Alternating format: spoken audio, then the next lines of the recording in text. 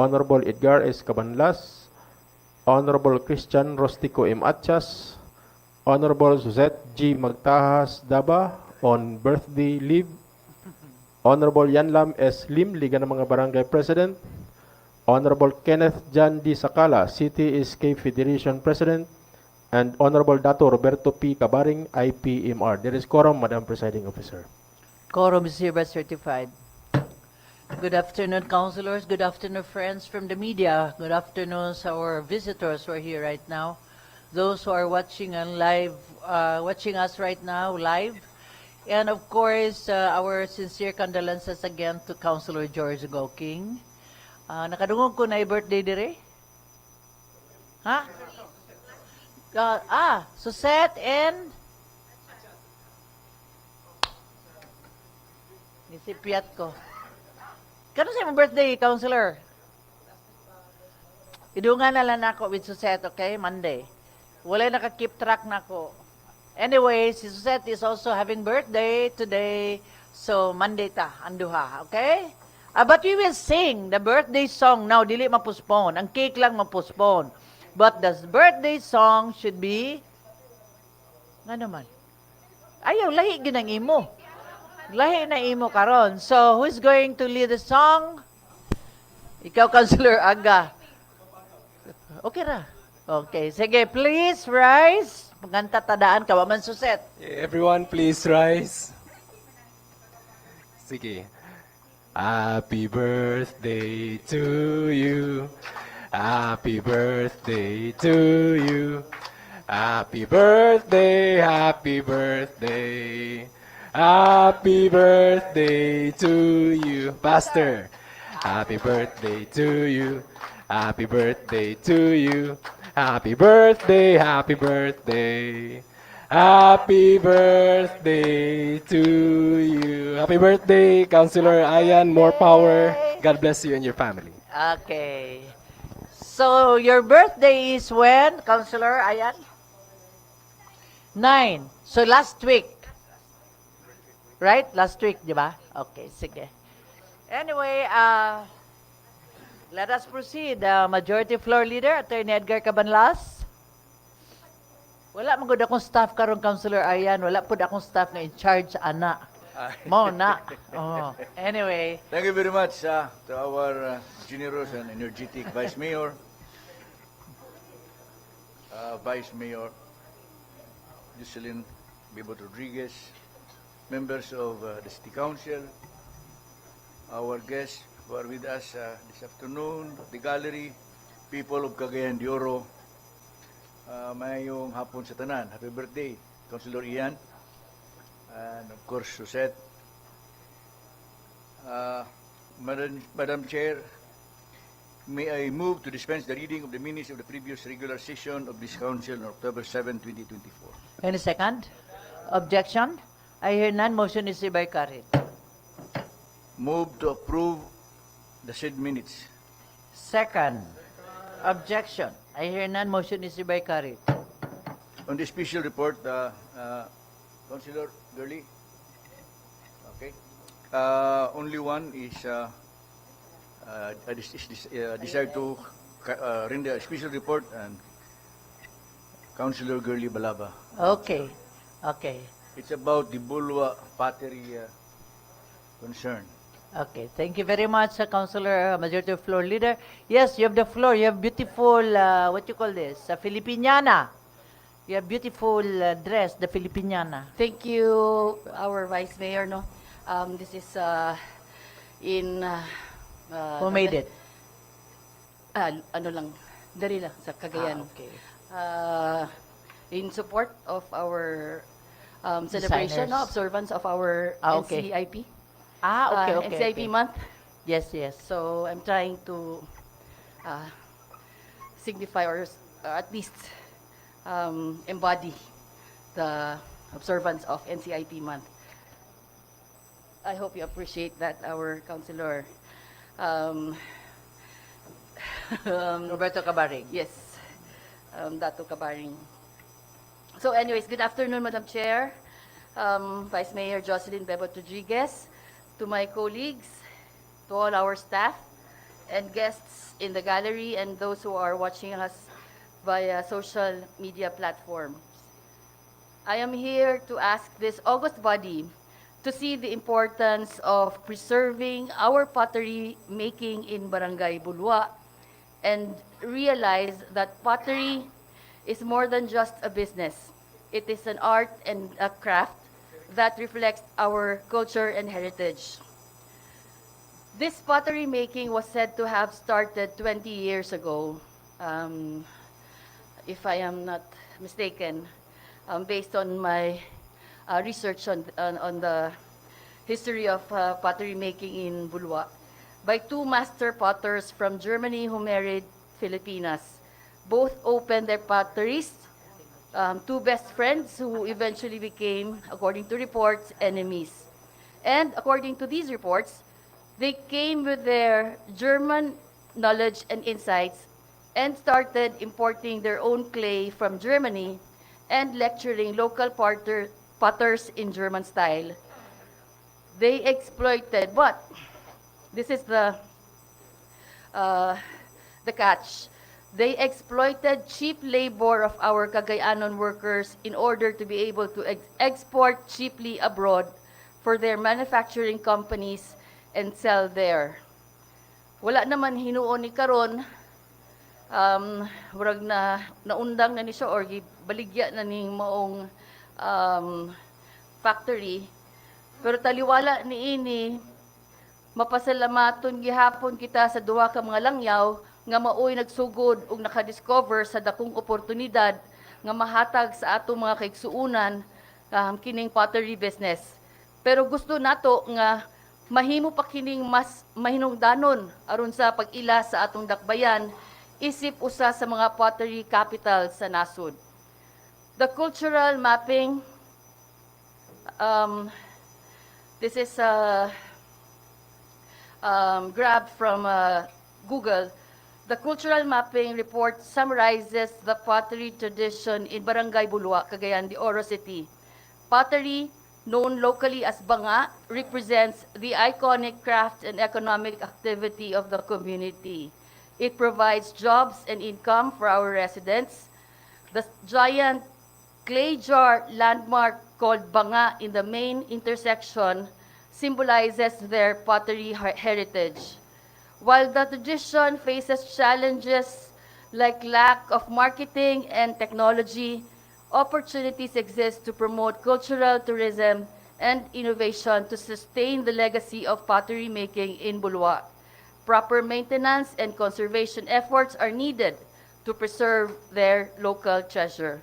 With this, Madam Chair, I am proposing an ordinance together with our chairperson of the Committee on Tourism, Councilor J. Pascual, to preserve this pottery making in Bulwa and help sustain it by first the need to equip our potters the knowledge since they already have the skills and equip with globally competitive techniques so they can produce equally globally competitive products. I am dreaming of seeing shops along the Bulwa Highway which displays products that are not only aesthetically valuable, but a product that identifies the heritage and culture of Cagayan de Oro. As we campaign to support local products, we must also campaign for the welfare and technique advancement of the potters behind these paso and behind these banga. That's all, Madam Chair. Thank you so much and good afternoon. Okay, thank you very much. Yes, Councilor J. Pascual, you have the floor. Good afternoon, Madam Chair. Good afternoon, everybody. Madam Chair, we are already supporting the pottery industry and in fact, ang ato ang mga ginapanghatag sa ato mga sister cities, gahatag ta katong murag leaf nga pottery and then atong ginapanghatag sa mga mayors na mga uban councilors nga magani dinhi. We also give them katong murag kanang coffee mug nga Cagayan de Oro. And of course, we explain to them na not every piece is the same. So, lahi gyud siya ang kuan. Although same ang design, but different ang iyahang shape o ang iyahang kuan, Madam Chair. So, but yes, we would really want to support this, Madam Chair. So thank you very Okay, much. thank you very much, Councilor J. Pascal. Yes, Councilor Attorney Joey Abu. Thank you. Good afternoon, Madam Chair. I'd like to support also the said manifestation of the good councilor Balaba. Because actually, ang kanang pottery sa Bulwa, nasugod gina siya nga ginagamit nila is kining ang yuta, ang klase sa yuta gyud. Munang ginagamit nila nga murag kung ako masayop katong pula gyud bat karon medyo rare nagigina siya pangitaon sa Bulwa. But naagi pottery nga murag factory diya sa barangay Bulwa before para pud sa mura og kining itudlo pod sa mga tao pod para pamaagi pod nga panginabuhian nila lugar bali. So but karon as far as I know wala na mong siya nga murag factory or murag school on how to make a pot or kanang mga banga or kaang. So I'd like to support this measure proposed by Councilor Girlie Balaba. Okay, thank you very much, Councilor Attorney Abu. Yeah, may I ask Councilor Gurley if this group are they registered? Are they a group as cooperative or they are individually promoting their product? Yes, Madam Chair, no, that this is what we are trying to do with this ordinance, that all potters in Bulwa will be registered and fully monitored by the city, so that every now and then we will conduct seminars, workshops, and then invite prospective investors and even prospective mga lecturers, artists, lecturers from abroad and even from other parts of the country para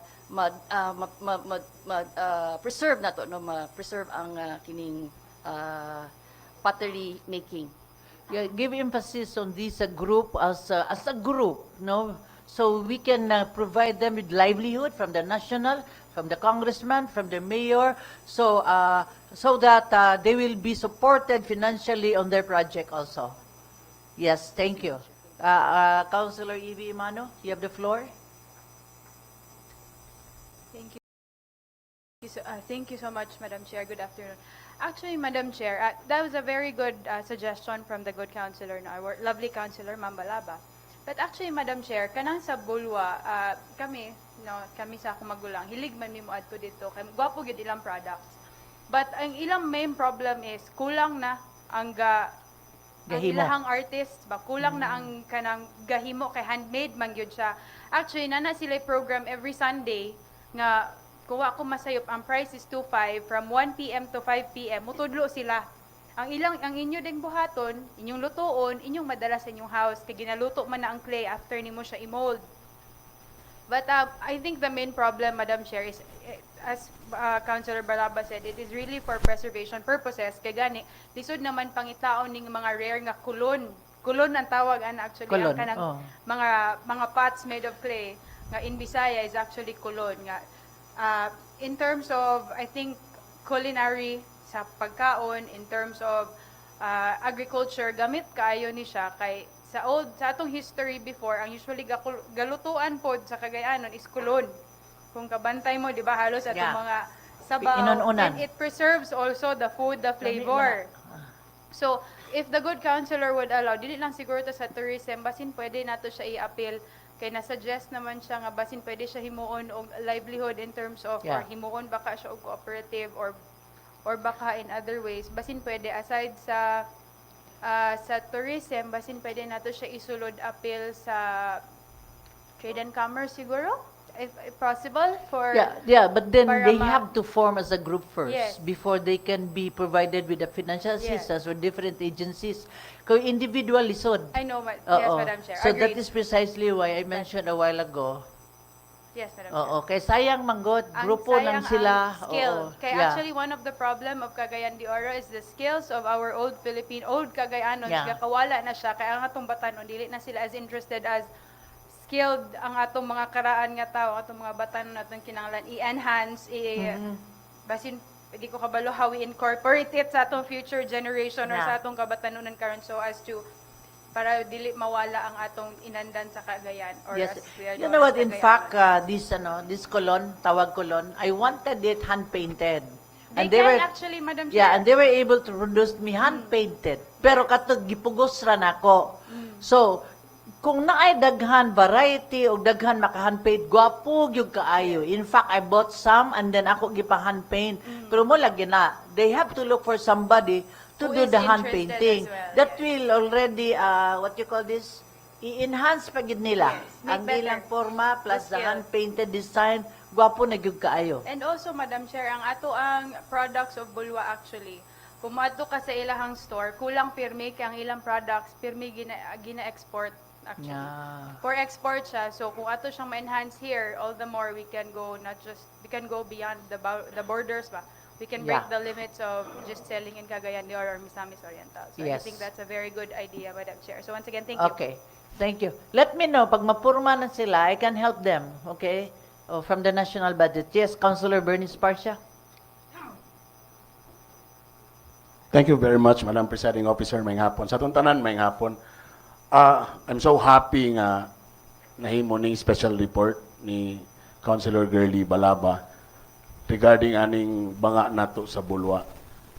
Though I'm not from Bulwa, but akong trabaho sa una sa ABS-CBN, more than 20 years po ko diya sa Bulwa, and perminti ko saksi nga sige may ugshoot balik-balik diya. Kanilang akong pangutana, Madam Presiding Officer, sa kadugay nga panahon, o sa day gyud wala patay sukad ordinansa day about ana nga ato nang giila ang banga diya sa Bulwa for the longest time, because I think usa sa kong proposed ordinance was the OBOP, the one barangay one product, which is ang purpose ta na ato is mo lagi na sa Bulwa ang banga gali sa lumbia ang kasoy nga kasoy, Madam Presiding Officer. So that's why I'm asking day nga sa kadugay na tong panahon ug dugay na day anang kuan wala gid ta sukad na nga na preserve nato ng banga kay dapat galing ang Bulwa ang pinaka main dapat da mahimo silang pot festival diha or banga festival diha kung boto no naon, Madam Presiding Officer. But again, I just remembered my proposed ordinance nga one barangay one product do walang ko nakahiring ato, Madam Presiding Officer. That's why I'm just asking, manifesting kung and then confirm Sir Tors, wala pa gyud sukad data na for the longest time nato day wala ta nakakuan about anang kuan. Then I support, Madam Presiding Officer, on that nga i-preserve gyud nato kay kuan nga diya gyud ilado ang bulwaan ng ilahang produkto. Daghang salamat. Thank you. Actually, the pot making is one of the creative domain, no? Part niya sa creative industry, which is part of the domain. Meaning, domain, magkalain-lain. Design, visual, filmmaking. So, kani is one. I hope that we can help with the DTI, Department of Trade and Industry, that they will be also inviting them kay sige-sige na mga seminar aning atong creative industry so that nga matabangan nato sila so that ang ilang livelihood atong mapaligon o ang ilang what do you call this, the potential that they are having. Yes, Councilor George Goking. Mayong hapon, Madam Chair. Daghang salamat sa imong bulak o kang Rufus Welcome. o sa Wa ko council. ka bisita, sorry jud kayo kay nalubong naman dayon. 3 days raman gyud to among Yeah. lubong. Salamat sa internet sa the prayers. Kaning sa kuan sa Bulwa bitaw, Madam Chair, and to all my colleagues, we are in the process of coming up with an ordinance sa MSME. Micro, small, medium enterprises. Ang micro, 3 million up ang ihatag sa DTI, Department of Trade and Industry, DOST. Ang small is around 10 million above nga matabangan nila sa ilang funding, o ang medium is 100 million up. So kung pwede yun ta, Madam Chair, sa kamulo pag-process na to sa itong MSME nga ordinansa, this proposal of my colleague Councilor Girly be incorporated to the ordinance. Daghang salamat, Yeah. Madam Chair. Okay, thank you very much, Councilor George Goking. Yes, Councilor Majority Floor Leader, Attorney Edgar Cabanlas. Okay, Madam Chair. Di ado telling mo ato na ni ato ning i-refer sa Turo Committee so that we could have a concrete text of the ordinance. And then, suggestion lang, let's invite during that committee hearing, joint committee hearing, invite to na to ang ilang Yes. ang grupo para madunggan na to siya ilang mga problema po. And probably, because I do public consultations, so that I will know how to go about this, we will have a public consultation on this group para matudluan na to kung saan. Yes. Para nga Yes. maklaro, makita na to asa dapit ang problema. Yes. Asa kita mo tapang dapit. So, refer to the three committees, Committee on Tourism, Committee on Cooperative, perhaps it should be included, Committee on isa pa? Trade and industry. Trade and Industry. That would be, I think, three committees. Like the Quad Committee.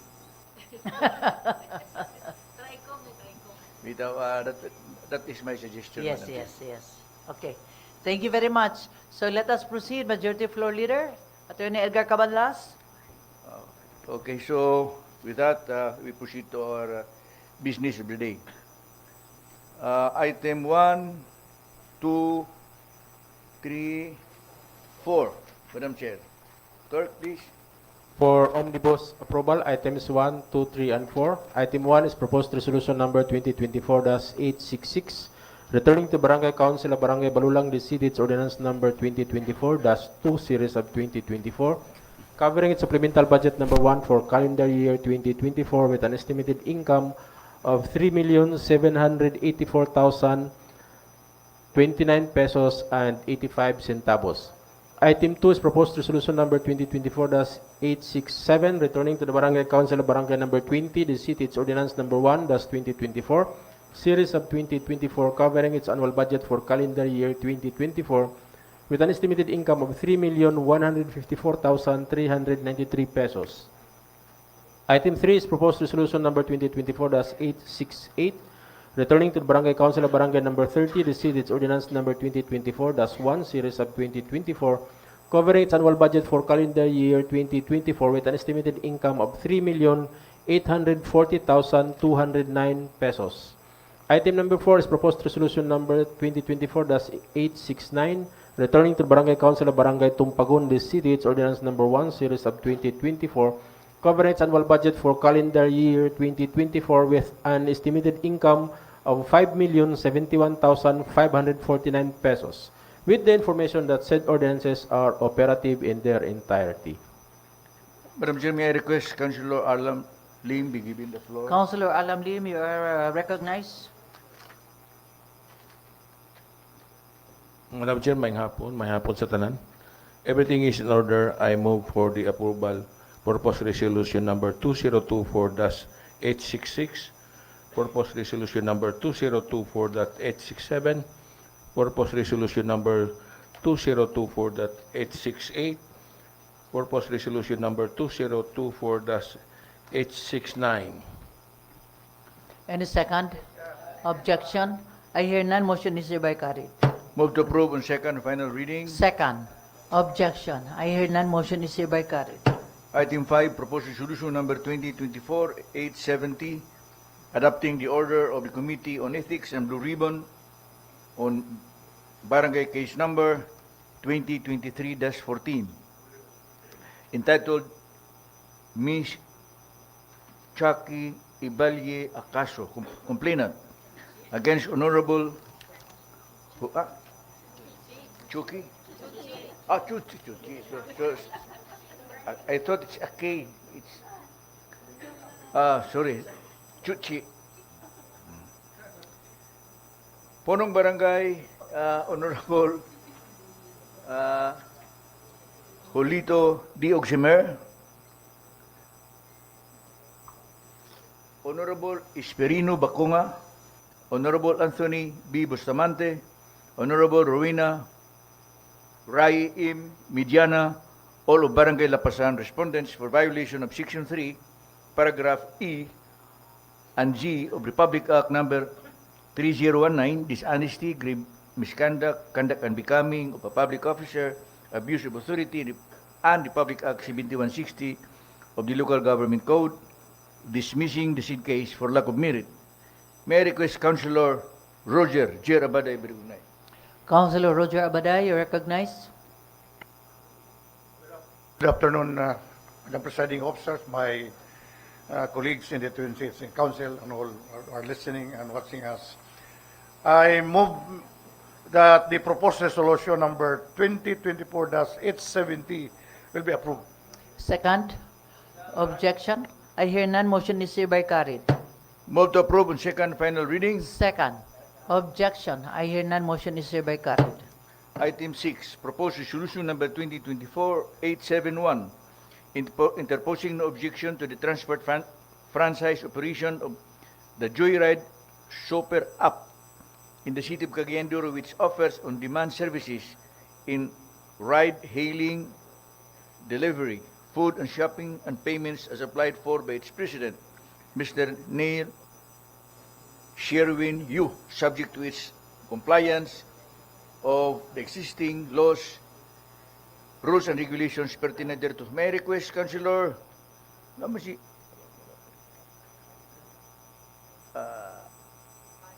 Sakala, Councilor Kenneth Sakala. Kenneth Sakala, you recognize.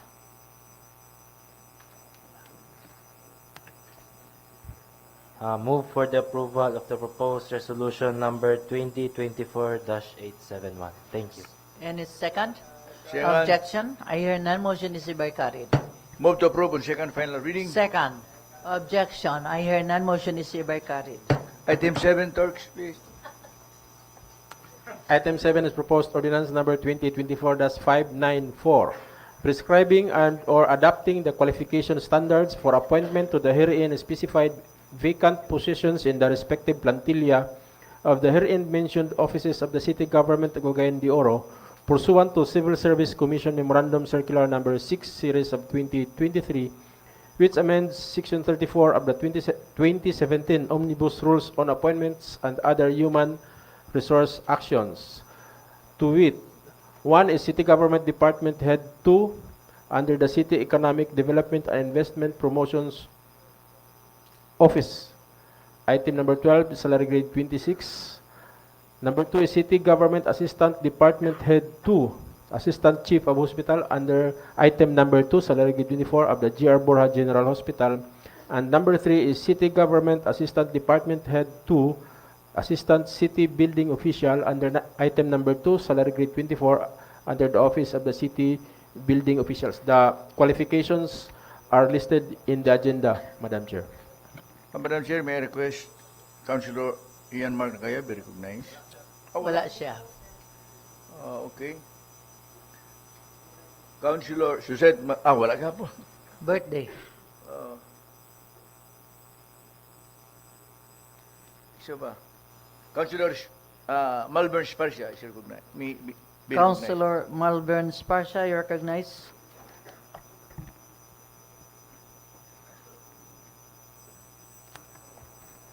Move for the approval of the proposed ordinance number 2024-594. Any second? Objection? I hear none. Motion is hereby carried. Move to approve on second final reading. Second.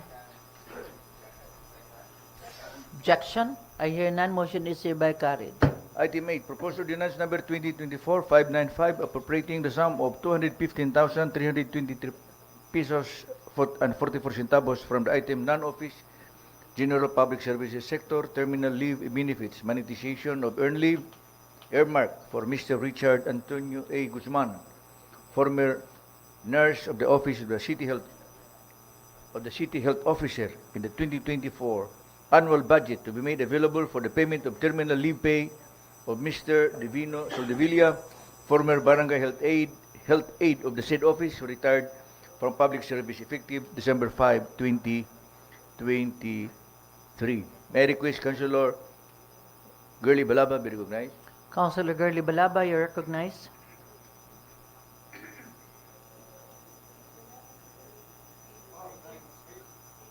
Eyes on the board. Madam Chair, I'm not listening. I proposed for the approval, I move rather for the approval of proposed ordinance number 2024-595. Any second? Second. Objection? I hear none. Motion is hereby carried. Move to approve on second final reading. Second. Objection? I hear none. Motion is hereby carried. Item 9, proposed ordinance number 2024-596, authorizing the City Mayor Rolando A. Uy, representing the City Government of Cagayan de Oro, to sign the deed of donation executed by the Department of Health, Center for Health Development, Northern Mindanao, DOH, CHD-NM, donor, represented by its director, for Sulpicio Henry M. Ligaspi, Jr., MD, covering 1 unit land ambulance, including equipment amounting to 2.5 million under terms and conditions stipulated therein. May I request Councilor Maria Lourdes Gani be recognized. Councilor Lourdes Gani, you recognize. Maayong hapon ka natong tanan. Move for the approval of proposed ordinance number 2024-596. Any second? Objection? I hear none. Motion is hereby carried. Move to approve on second final reading. Second. Objection? I hear none. Motion is hereby carried. Item 10, proposed ordinance number 2024-597, authorizing the Honorable City Mayor Rolando A. Uy, representing the City Government of Cagayan de Oro, to enter into and sign the Memorandum of Agreement with the Commission on Human Rights, represented by its Regional Director, Attorney Jean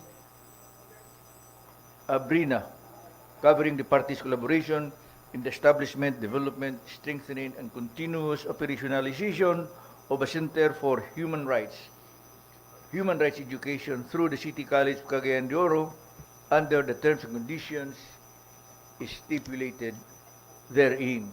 My request, Councilor Jaime Moreno be recognized. Councilor Jaime Moreno, you recognize.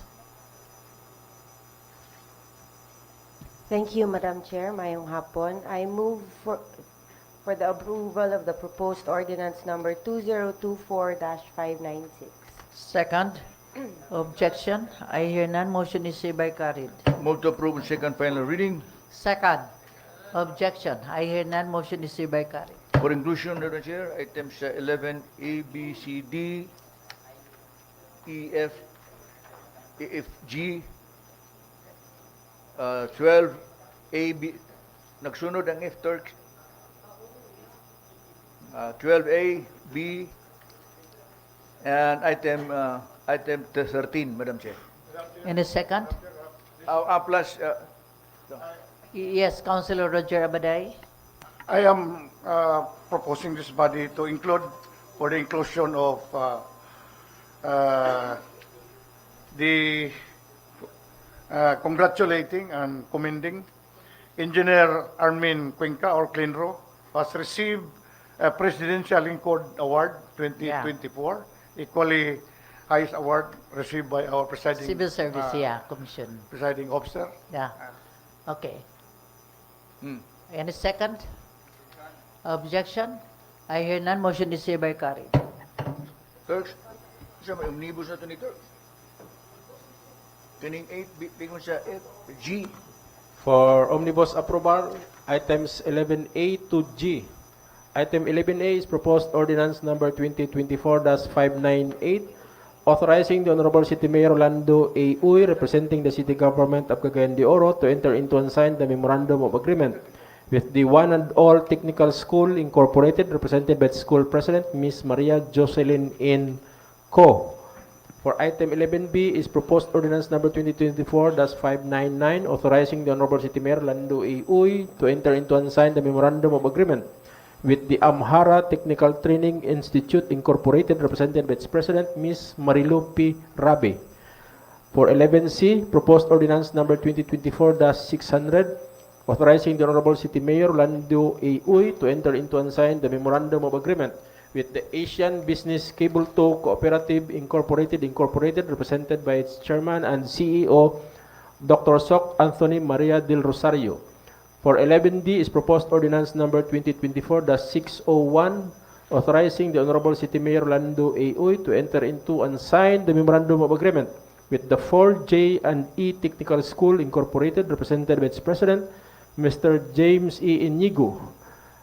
For 11E, proposed ordinance number 2024-602, authorizing the Honorable City Mayor Rolando A. Uy to enter into and sign the Memorandum of Agreement with the St. Joseph Technological Institute and Assessment Center Incorporated, represented by its President, Engineer Eduardo Quijano. 11F, Proposed Ordinance Number 2024-603, authorizing Honorable City Mayor Lando A. Uy to enter into and sign the Memorandum of Agreement with the Vineyard International Polytechnic College Incorporated, represented by its President, Mr. Christian Anton P. Padilla.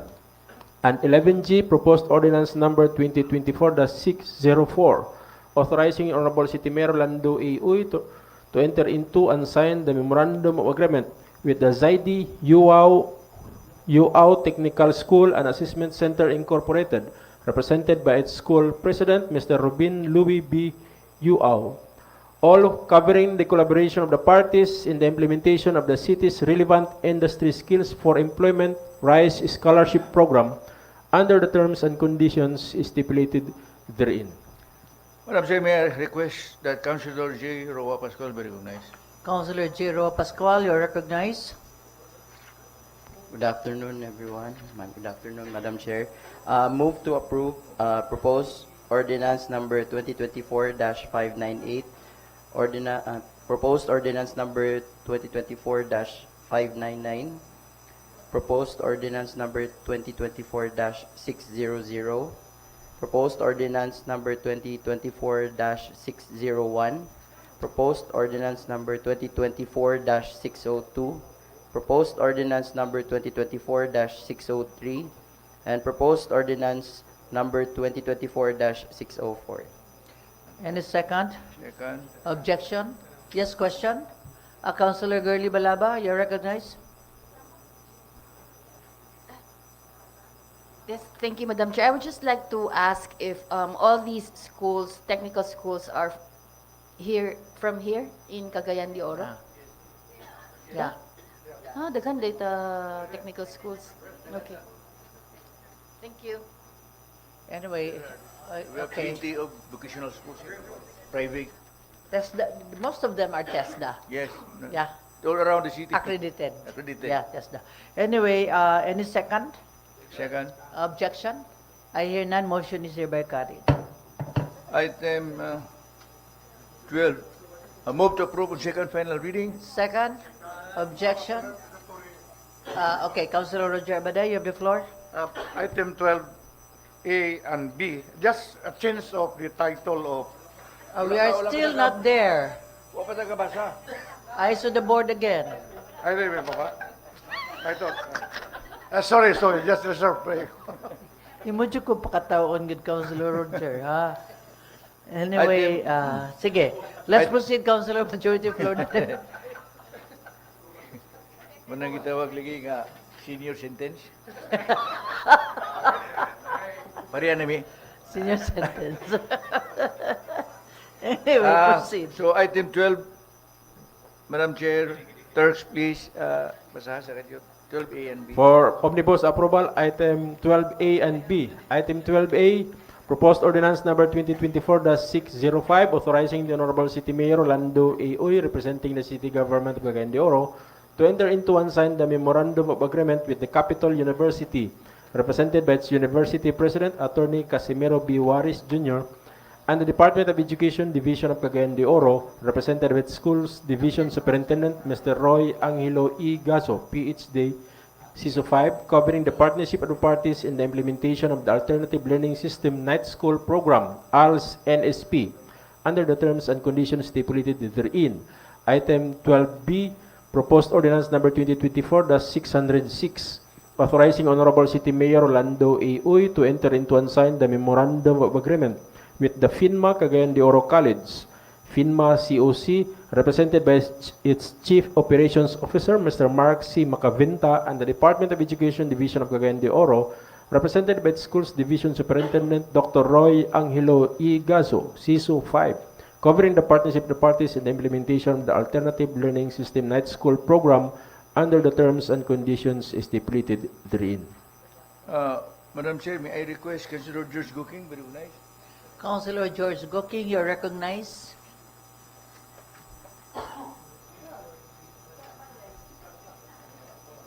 Eyes on the board again. Murag item A ba to ba? A and B. B. A and B. A and B, Ay, 12. nasa ni nga Yeah, senior proposed citizens. ordinance A number 2024-605 and proposed ordinance number 2024-606. I move for the approval, Madam Chair. Any second? Discussion. Discussion, yes. Councilor Roger Abaday. Just a change of title, Madam Chair and my colleagues. Instead of Mr. Roy Angogal, is Doctor. Because he's a PhD, so can we change it from Mr. to Doctor? This A and B? Yeah, Dr. Roy. Yeah. Okay. Thank you very much. Let's give to Caesar what belongs to Caesar. Okay. So, any more? Okay. So, Dr. Roy Gaso. So, any objection? I hear none. Motion is hereby carried.